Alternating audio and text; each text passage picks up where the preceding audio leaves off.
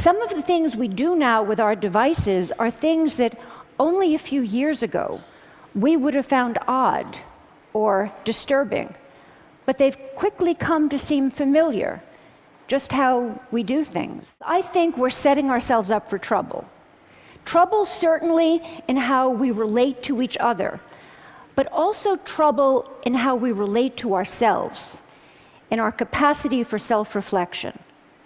We're getting used to a new way of being alone together. People want to be with each other, but also elsewhere, connected to all the different places they want to be. People want to customize their lives.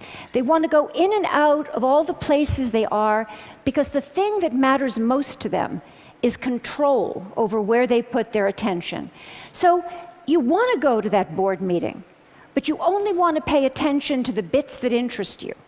And some people think that's a good thing.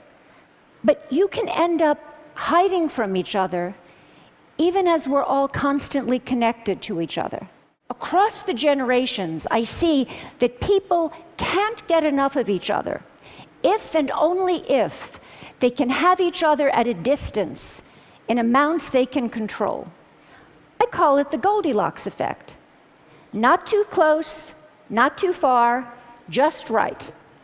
I ask people, what's wrong with having a conversation?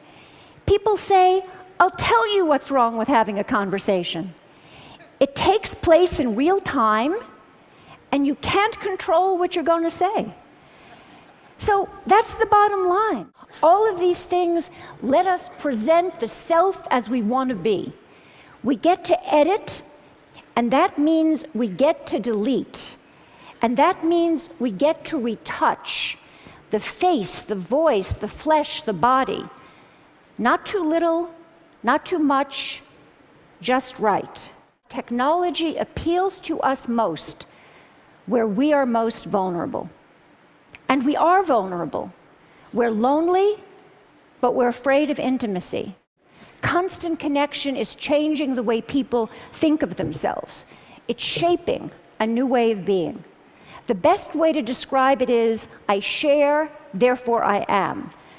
We use technology to define ourselves by sharing our thoughts and feelings, even as we're having them. So before it was, I have a feeling, I want to make a call. Now it's, I want to have a feeling, I need to send a text. The problem with this new regime of I share, therefore I am, is that if we don't have connection, we don't feel like ourselves. We almost don't feel ourselves. So what do? We connect more and more. But in the process, we set ourselves up to be isolated.